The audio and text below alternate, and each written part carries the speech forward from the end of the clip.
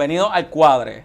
Quisiera enumerar el episodio, pero ya hemos hecho unos cambiecitos en el orden de prelación, así que van a ver un 13º episodio que es realmente el 15 y un 15 que es el 14. Bueno, lo importante es que estamos acá con todos ustedes bien contentos y hoy tenemos un episodio bien especial porque cuando empecé con la producción de Jugando Pelota Dura a hacer el podcast, mi mamá lo primero que me pidió era que grabara un episodio con nada más y nada menos que Anabel Torres Colbert. Así que hoy se me está dando. Anabel, ¿cómo estás? Muy bien. Bienvenida a este crossover. Muy contenta, así mismo. Que más o menos empezamos a la vez, Sí, aquí sí. en la producción de Jugando Pelota Dura, cada cual Sí, en lo sí. suyo, pues aquí hay un featuring. ¿Y cómo te sientes con este crossover al mundo financiero? Bueno, vamos a decirlo de esta manera, esos los números los dirás tú sabes que lo mío es meter candela política. Mira, y por eso te traje, porque sentía para este episodio, quería discutir un poco el asunto de las encuestas y hablar de mi experiencia de cómo la deslegitimación política pues afecta un poco la operación de la agencia y mi experiencia habiendo trabajado para 3 gobernadores que confrontaron serios retos políticos en su quehacer. Fuiste de los sobrevivientes. De los sobrevivientes. O de los masoquistas, depende de cómo lo digas. De los sobrevivientes. De verdad que mi historia en el servicio público fue bien particular, porque cuando a mí me promovieron a secretario, quien me promueve, Ricardo Rosselló, pues fue mi jefe como por 6 semanas. Literal. Sí, porque eso fue. Literal, y de repente, ¿verdad? Me renuncia y es uno de los temitas que quiero hablar. Yo le voy a pedir a la producción que comparte una foto, que la compartí contigo ayer. Fue mi última sesión de trabajo con el gobernador Rosselló, él hablando de presupuesto y nosotros escuchábamos de fondo todo el piquete, porque literalmente en el verano 2019 habían lanchas ahí en la laguna, detrás de la fortaleza,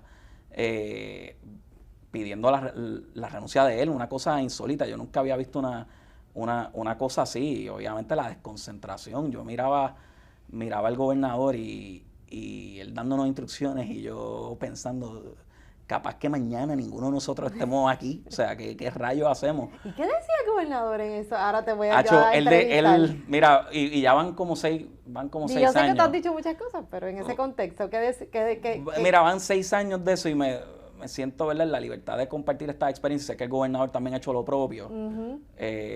Y quiero hacer el caveat de que yo estoy bien agradecido de él por la oportunidad y tuvo, ¿verdad?, esa gentileza y la bondad o la generosidad de nombrarme como secretario de Hacienda. Pero en aquel momento él decía, miren muchachos, yo estoy tóxico ahora mismo y yo necesito que ustedes salgan y comuniquen. Y yo, ¿comunicar qué? Y literalmente yo tenía, en esa foto, yo tenía mi carta de renuncia en el bolsillo, porque pretendía renunciar de tanta presión. Y ese día, cuando sabía que yo tenía reunión con él, yo me estaba quedando en casa de mi hermana porque me hacían piquetes en el frente a mi apartamento y la gente me gritaba, un revolú.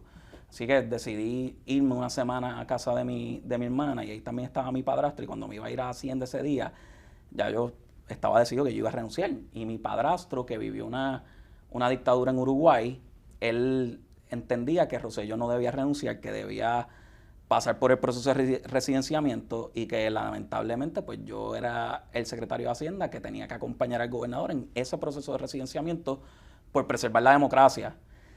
Y pues tengo esa presión de mi padrastro, pero verdaderamente yo no quería estar ahí en ese momento. Ya la presión era bien brutal, y voy a esa reunión y sigo mirando al gobernador y ya me planteé hasta pararme y entregarle mi carta de renuncia y decirle, mira, gobernador, yo me voy y creo que usted también se tiene que ir.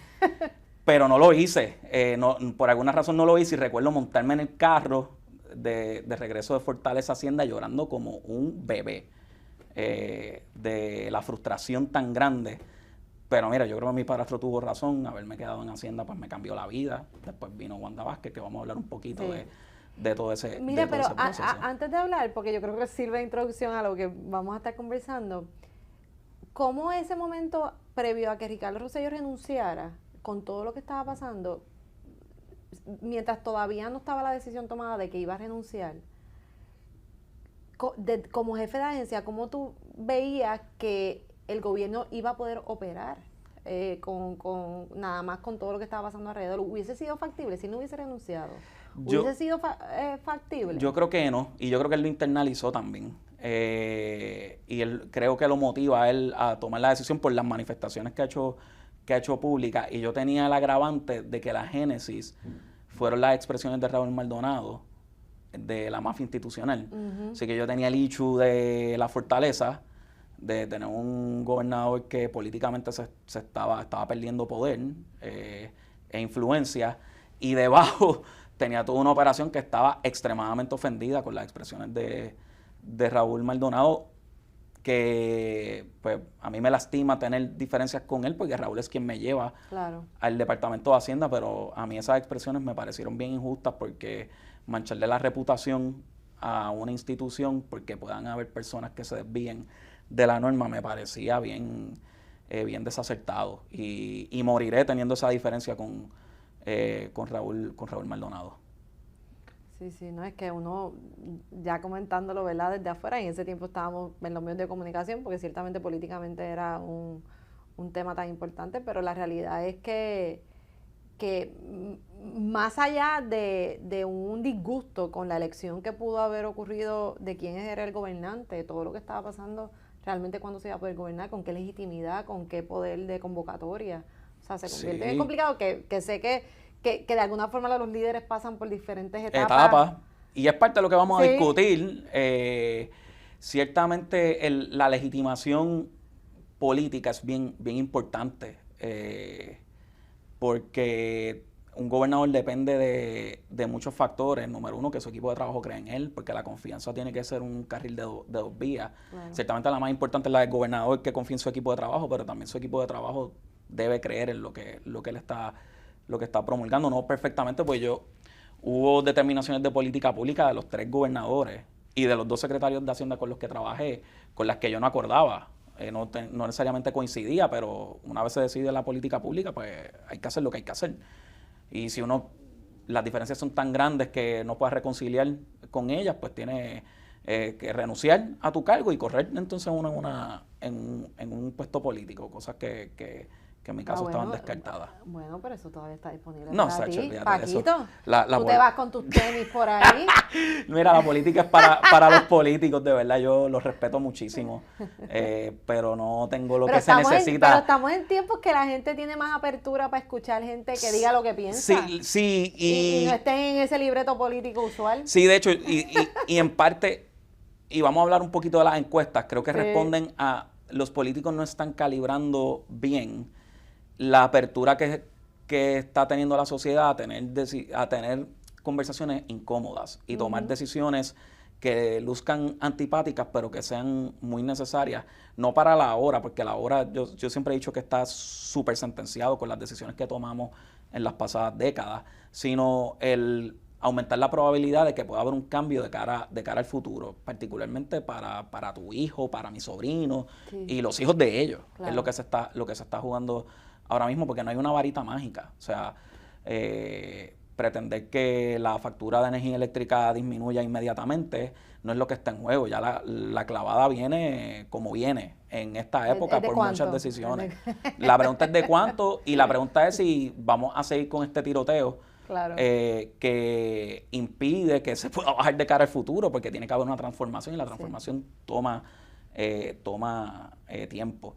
Y quería hablar contigo de eso, sobre las encuestas, porque la percepción de la gente sobre sus gobernantes, pues de alguna manera u otra, legitima o deslegitima a la persona que está llevando a cabo esas tareas políticas, particularmente a nivel de la rama ejecutiva, que ahí el único funcionario electo es uno. No es como en la Asamblea Legislativa, que se diluye un poco. Y ahora, esto lo estamos grabando un viernes, pasando ya los días luego de que se revelaran los números de las encuestas, pues quería saber tus impresiones. Leí tu columna y cómo ves a la gobernadora, y entrar en ese tema de legitimación política que pueda tener o que haya perdido la gobernadora. Mira, la gobernadora, yo creo que de entrada te puedo decir que que no me parece que esté descartada 100% políticamente todavía.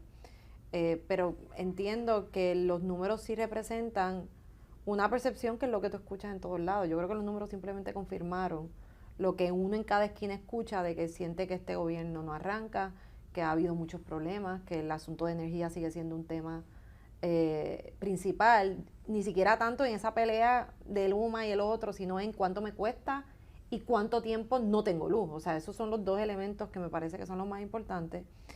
Y la realidad es que hemos visto también una administración, más allá de las personalidades, los conflictos con los nombramientos, que de alguna forma fue lo más importante durante esos primeros meses, es como una improvisación, pero también como una falta de objetivo, de que realmente es hacia dónde vamos y cómo es que vamos a llegar ahí. Yo creo que la gobernadora, y esto de hecho lo he dicho en columnas anteriores y en análisis, la gobernadora es la mejor candidata que hay en la política.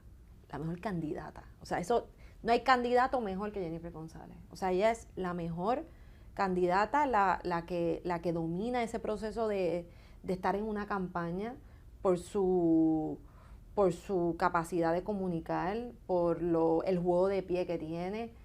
Pero no es lo mismo ser candidata y ser la número uno como candidata. En rama ejecutiva.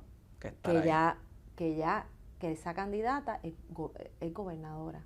Y creo que ese switch no lo ha hecho. Y porque todavía cuando se le enfrentaba con cada tema, era como una contestación a la defensiva, como hacen los candidatos. Bueno, es que esto no es que esto es lo que pasó en la administración pasada, es que esto fue peor de lo que yo pensaba que iba a heredar, como para justificar. Y eso, sí, pero ya tú eres la gobernadora, hace tiempo ya debiste haber tenido un plan de qué vas a hacer y cómo lo vas a hacer. Pero sobre todo yo traté de dar un giro de que para ella lograr mantenerse en juego y no perder, que sé que vamos a las distintas falta de legitimidad en gobernar, cuando ya te conviertes como en un super lame duck, o cuando todavía tienes capacidad de seguir siendo un líder ¿verdad? Con efectividad. Ella tiene que hacer unos cambios inmediatos. Ella no tiene mucho tiempo. O sea, ella tiene que de verdad virar la mesa, donde la gente empieza a sentir que ella hizo unos ajustes, que el juego cambió a favor de ella, porque de momento el panorama se ve con más esperanza, con unos cambios, o sea que bajan unos gastos por aquí, mejora estos servicios por allá, porque ella, la realidad es que hizo una campaña bien sencilla. Ella no prometió nada. Ella no prometió que aquí iba a venir, o sea, ni el crucero más grande del mundo, ni que se iba a crear el puente más tecnológico, ni nada de estas cosas que estamos acostumbrados a ver en otros. Ella dijo que iba a hacer un gobierno eficiente y que lo primordial funcionara. Eso es luz, eso es agua, eso es carreteras, eso es que tengas una cita médica, eso es pura calidad de vida del ciudadano ordinario, donde el gobierno no es un obstáculo, sino que te permita tú tener, con lo mucho poquito que tú tengas, pues más o menos, ¿verdad?, sobrevivir. Y entonces, nada de eso está pasando, y entonces le añado la parte política, porque a mí todo esto me gusta siempre ver el ángulo político, de que la gobernadora creó un precedente dentro del PNP. Ella fue la que ya dio el primer paso de que aun cuando el incumbente sea tu propio partido, si los números dicen que la percepción es que Puerto Rico va por mal camino, como ella dijo, o que el que está no es viable políticamente en una próxima elección, pues ya el que lo es, pues puede venir a retar, aunque sea de tu mismo partido. Y fue ella la que creó ese precedente, y lo hizo con Pedro Pierluisi, y Pedro Pierluisi tenía números mucho mejor que ella.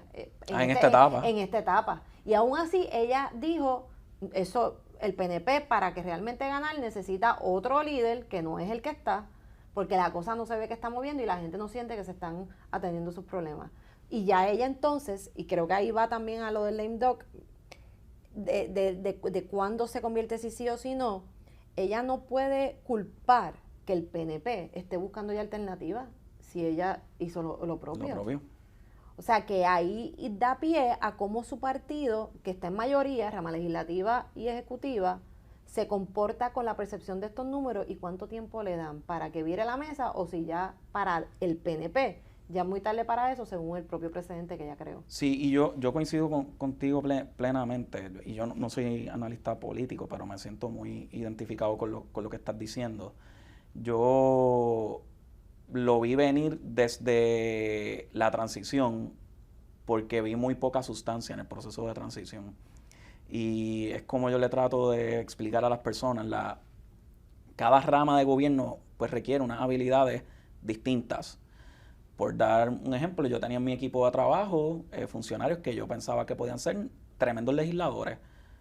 Tenían gran verbo, podían debatir, eran personas que incluso redactaban bien porque eran abogados en algunas instancias.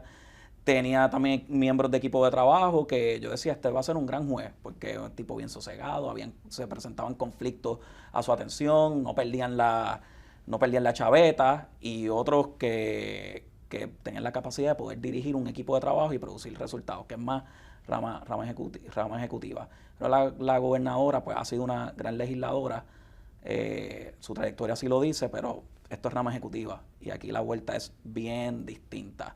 Hay otros ejemplos de legisladores que han sido mejores ejecutivos. El mejor ejemplo, Miguel Romero, el alcalde de San Juan, que tal vez se perdió un poco en el Senado, pero ha logrado un mayor protagonismo como alcalde de San Juan, que se parece un poco más a rama ejecutiva.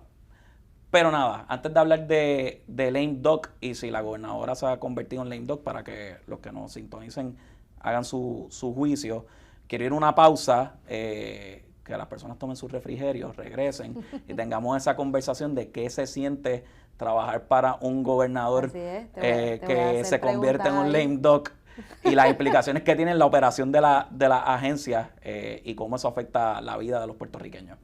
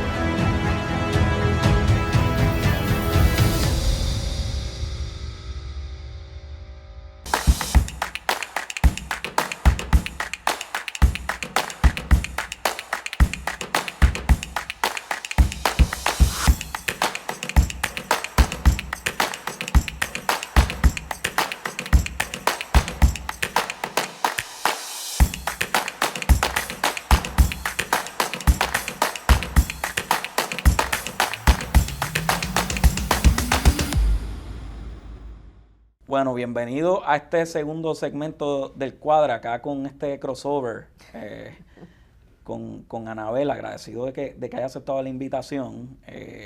Y quiero hablar de un poco de lame duck. Tal vez para ti es súper intuitivo, pero para los que nos están sintonizando, si pudiéramos definir un poco qué tú ves que es un lame duck a nivel político y tratar de explicarle un poco a la gente en qué consiste ese concepto. Mira, bien fácil de definir es cuando ya el que gobierna se entiende, ya sea porque dice que no va a volver a aspirar o porque ya sus ejecutorias no son respetadas ni siquiera por el liderato de su propio partido o porque la percepción es tan negativa que ya no tiene ningún tipo de credibilidad, pues se convierte esa administración casi como perdida, porque se sabe que no se van a lograr grandes cambios porque ya quien tiene que liderar esos cambios no tiene los recursos para poder desarrollarlos, que sean aceptados o ¿verdad? O que se conviertan en algún tipo de política pública o cambio en el gobierno, porque ya la persona dejó de ser importante según su posición por cualquiera de estos otros factores políticos. Y ahí, donde más vemos que se menciona, y quizás la gente es como más lo identifica, es cuando si ya desde el segundo año de tu cuatrenio o al principio dice, mira, yo no voy a aspirar a un segundo término, pues ya la gente está mirando para el próximo. Entonces ya el reclutamiento se hace difícil porque ya tú no te quieres ¿verdad? Pegar a lo que no va a seguir y quieres ya pensar en quién viene para entonces hacer, ¿verdad?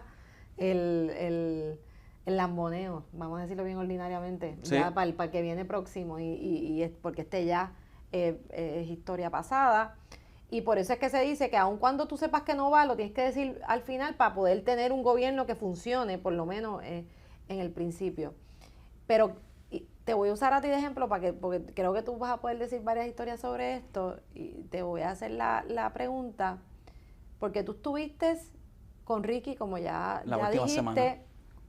Al final, o sea que ya tú sabías ahí que venía un cambio. Cuando Wanda Vázquez entra entonces, después de todo el revolú de quién iba a sustituir a Rosselló, inicialmente se entendía que iba a acabar el cuatrenio y ya.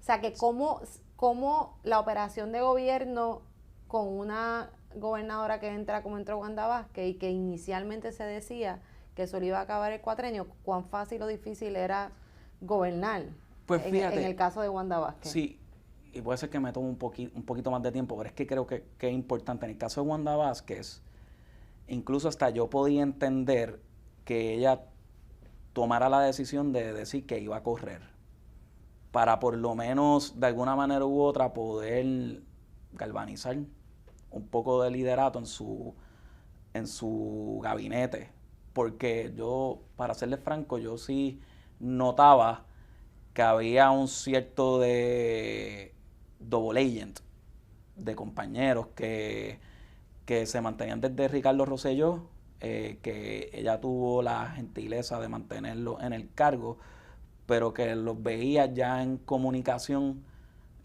con otros potenciales candidatos, y eso uno lo puede palpar en las reacciones, en la manera en cómo se refieren a la gobernadora,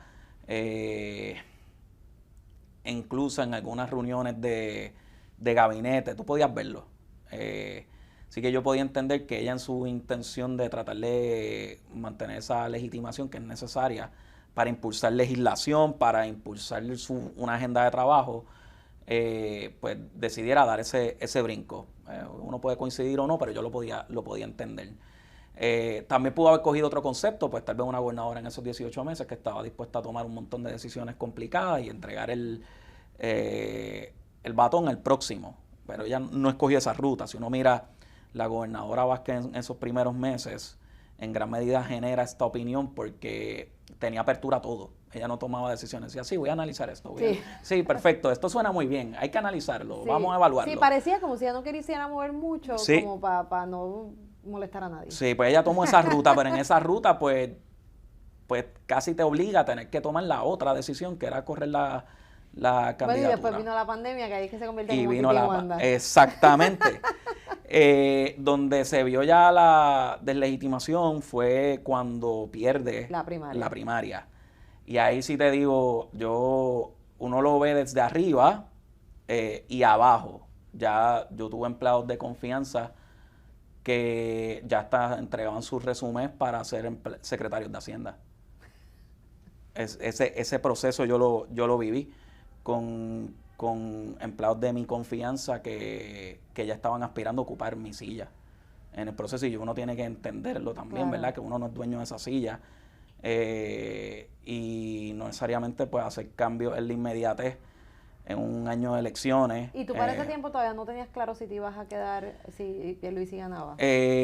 No, para nada. Y yo traté del gobernador con mucha deferencia en el proceso como candidato y como excomisionado residente, pero no entré en esa dinámica hasta, yo creo que fue noviembre, que gana las elecciones. A las 2 semanas ahí me reuní con él y su equipo y discutimos temas. Yo pensaba que ella estaba transicionando, y después viene la conversación de que quería retenerme, pero nunca tuve esa expectativa, porque uno no merece la silla, y tampoco le guardé animosidad con mis empleados de confianza que entregaban su resumen y entraban en esa definición que dijiste de lamboneo.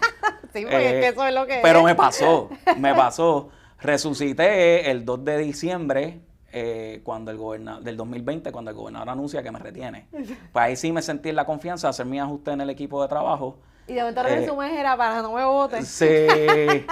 Y ahí hice mi ajuste con el equipo para quedarme con aquellos que tenían un compromiso genuino con la agencia más que con los cargos. Mira, y te pregunto, para después conversar sobre ya el efecto político en el gobierno de estas encuestas de Jennifer González, pero cómo las encuestas en ese periodo de tiempo con los distintos gobernadores que tú estuviste impactaban lo que pasaba alrededor. Afectan Sí. muchísimo, porque la estructura, los empleados de carrera, pues ya prevén que te vas, que tus días están contados. Yo recuerdo en varias instancias donde yo me montaba en el ascensor y empleados me decían, yo lo voy a extrañar mucho. hubo un empleado que subió cuando Wanda perdió la primaria, se tomó ¿verdad?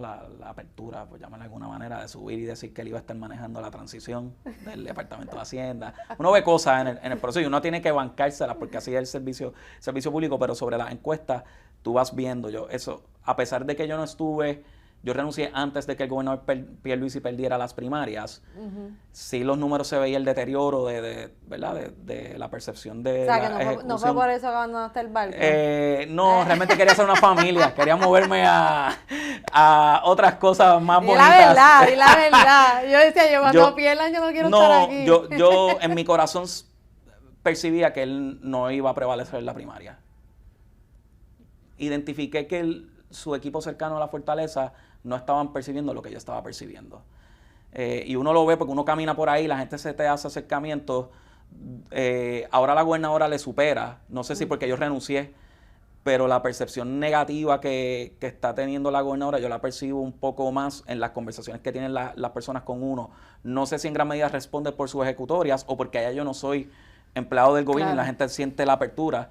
Pero yo lo sentí, yo veía a veces a equipos cercanos de la fortaleza como un poquito por el left field con lo que yo estaba viendo, que es un poco más anecdótico, y que se parecían a los números que se estaban reflejando. Pero sí, los empleados van viendo y van cambiando su tono, comienzan a seguir menos las instrucciones o comienzan a cuestionar un poco más ciertas determinaciones y dicen mucho esto, recuérdate que tú te vas y yo me quedo. Eso ocurre con mucha frecuencia, ese tipo de interacción. Así que afecta la operación y el reclutamiento. Sí. Él comienza a renunciar a empleados y cada vez se va a hacer más complejo reclutar. Que estos números de la gobernadora yo creo que le van a afectar grandemente a eso. A eso iba. Con tu experiencia, ¿qué te parece a ti, más allá del análisis político que comenzamos a hacer, de las encuestas, cómo tú crees que estos números en esta etapa del juego van a afectar su gobernabilidad? Le van a afectar si ellos no reclutaron puestos claves, que todavía estaban en ese proceso de reclutamiento, se les va a hacer mucho más difícil. Y cuidado si comienzan personas ya a partir del próximo año a renunciar si ella no calibra. Por eso los gobernadores no pueden ser egoístas, porque la percepción sobre ellos va mucho más allá de su viabilidad política, afecta la operación y la capacidad del gobierno de poder ejecutar, porque es como si estuvieras perdiendo el juego por 30 puntos, un juego de baloncesto. Vas a tener el mismo entusiasmo que si estuvieses por 2 abajo, por 3 abajo o 4 arriba. Sí. Se vuelve bien difícil para el equipo, los equipos de trabajo y esa gerencia media en las agencias de poder mantener un orden y un respeto de parte de esa burocracia o de esos cuerpos tecnócratas y burócratas que manejan las agencias. ¿Y qué te parece a ti que tiene que hacer la gobernadora? O ahora te pregunto a ti, a nivel de esa parte operacional del gobierno, en el Ejecutivo, no quiero que me digas días y horas de cuánto tiempo le queda a la gobernadora, pero ¿tú crees que realmente está a tiempo? ¿Tú crees que con tu experiencia tiene que hacer un cambio? Y estos números, la cosa está bien apretada. Hay que hacer cambios. Esto se está grabando viernes. ayer yo no vi esos cambios que ella dijo en la comunicación, yo no lo vi. Pueden ver el episodio Jugando Pelota Dura de ayer, tú estabas ahí presente, ese intercambio tan impresentable entre Luma y el director ejecutivo de las alianzas público-privadas. Así es. Bien lamentable, eso no abona a nada, a que la gente se sienta que vamos por un camino de reconstrucción, que yo creo que hay apertura también de los puertorriqueños de asumir la responsabilidad de esfuerzo que tienen que hacer y capaz que hasta económicos, los sacrificios que se tengan que hacer para reconstruir a Puerto Rico, pero lo duro es pedirle que paguen más y ver el mismo gallinero. Realmente pedir doble dosis de paciencia a la ciudadanía, que yo creo que no van a estar dispuestos a dar si se sigue viendo esos intercambios. Yo no digo que la gobernadora sea un lame duck, eso será a criterio, pero creo que va a tener que hacer cambios significativos y van mucho más allá de la comunicación. Y lo va a ir viendo en su agencia y lo va a ir viendo en sus jefes de agencia. La Secretaría de la Gobernación va a continuar perdiendo poder. Los secretarios de la Gobernación no son infalibles y van a tener estos debates en algunas instancias, darle instrucciones a secretarios y jefes de agencias que tal vez sean contradictorias y no hagan sentido. El jefe de agencia va a tomar una decisión de criterio y nada va a poder hacer el secretario de la Gobernación, que se lo va a votar y con quién lo va a sustituir. Sí, pero aquí el secretario de la Gobernación ha sido señalado como uno de los grandes problemas de la gobernadora. ¿No crees que venga un cambio por ahí? No, de verdad no sé, no sé, pero deben reevaluar porque se van a encontrar en esa situación. Como jefe de agencia yo sí recomendaría, porque hay cosas buenas de el lame duckness, de tú tener un gobernador tal vez que pierda la legitimación, no todo es negativo. Lo positivo es que va a sonar contradictorio, ¿verdad? Y habla un poco de la administración pública en Puerto Rico. Permita a los jefes de agencia concentrarse en lo importante. Sí, porque ya el juego político pasó a un lado y te puedes dedicar a una agencia más operacional. Yo miro la última versión de Suri, que la plataforma se llama Gentax, es la versión 12 de Gentax. Llegar a esa versión tuvimos que hacer un proceso de conversión y eso toma mucha concentración de parte de la agencia y los consultores. En gran medida lo pudimos lograr porque Wanda Vázquez se convirtió en un lame duck y de repente los tiros vienen más suaves porque ya no eres parte del debate político, ya tú no cuentas para el debate político y el debate mediático. Sí, te puedes quedar internamente a manejar lo administrativo y lo funcional de tu kiosco. Que independientemente que las personas determinen que la gobernadora está en esa etapa o no, mi recomendación a los jefes de agencia es que miren sus planes estratégicos, miren esos componentes técnicos, porque hay una alta probabilidad de que esa sea la agenda que puedan implementar sin entrar en grandes vaivenes de reformas que dependan de los cuerpos políticos, porque probablemente lo que va a haber un tiroteo y el reshuffle el debate, si la gobernadora se convirtiese en una figura así, un lame duck, pues va a tener que educar mucho a la gente porque hay que impulsar algunas reformas que la Asamblea Legislativa no le están haciendo ningún caso. Y ahí pues va a tener que tal vez calibrar un poco de las consecuencias que van más allá del tiroteo político, de las consecuencias económicas o financieras o sociales que tienen no pasar X o Y reforma. Así que plantea unos cambios que yo no sé si su equipo lo sabe. Yo que tengo mucha experiencia trabajando, habiendo trabajado con gobernadores que se convirtieron en lame duck, pues en aras de... Y usualmente los equipos cercanos, como un comentario, ¿verdad?, para terminar esta parte de la conversación, con los distintos gobernadores, presumo que había un equipo cercano que cambiaba. ¿Se parece cómo se comportan todos? Y ahora, ¿cómo tú ves a los de la gobernadora? Porque es que ayuda mucho a esa proyección y esa falta de el equipo cercano de lo que está pasando. ¿Te refieres al equipo cercano de ellos en la fortaleza? Cambia un poco el enfoque. Uno los ve un poco más aprensivos. Llegan los números mal y los ven más aprensivos. Es raro. Es raro. Tal vez como yo no soy político, pues yo pensaría que los ajustes debieron haber ido en otra dirección. ellos ven las cosas un poco más amplias porque, pues, oye, para mí es fácil, las cosas tienen que cuadrar y punto, y uno lo ve desde ese paradigma. Pero no viéndolo, ellos tal vez lo ven de más amplio y no necesariamente hacer los ajustes que yo tal vez anticipaba que debían ser en aras de fomentar cambios.